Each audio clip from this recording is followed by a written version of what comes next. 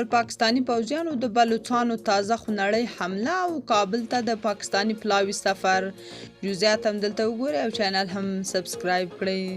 د بلوچستان بیتون غوښتونکې ډله وایي د دغه ایالت په پنجګور او کلات کې 7 پاکستانی پوځیان وژلي دي. د بلوچستان د ازادۍ پوځ نن په یوه خبرپاڼه کې ادعا کړې چې د دوی جنګیالیو په پنجګور کې پر پاکستانی پوځیانو برید وکړ چې د نښتې په ترڅ کې 7 پوځیان ووژل شول. دوی همداراز ویلي چې وړمه شپه د پاکستان د پوځ پر یوه کمپ هم توغندي ویشتي او لږ تر لږه 2 تنه پوځیان پکې وژل شوي دي. بلخوا د طالبانو لخوا د پاکستان پر ځای د ایران چابهار لاره د سوداګرۍ لپاره ټاکل او پاکستانی پوځ ته د هوایي بریدونو په ځواب کې توپچي بریدونه 2 هغه موضوعات دي چې پاکستان یې مجبور کړ چې طالبانو ته په زارۍ راشي.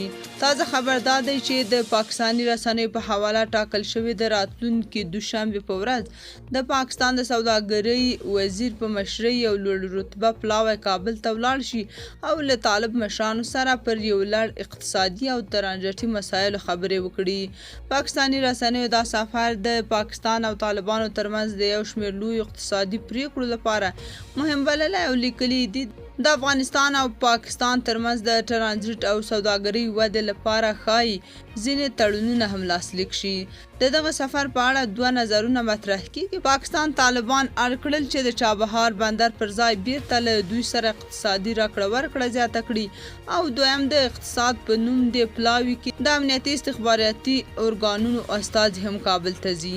خو سرچینې وایي چې افغان سوداګرو طالبانو ته شکایت کړی چې پاکستانی مسؤلین یې ځوروي.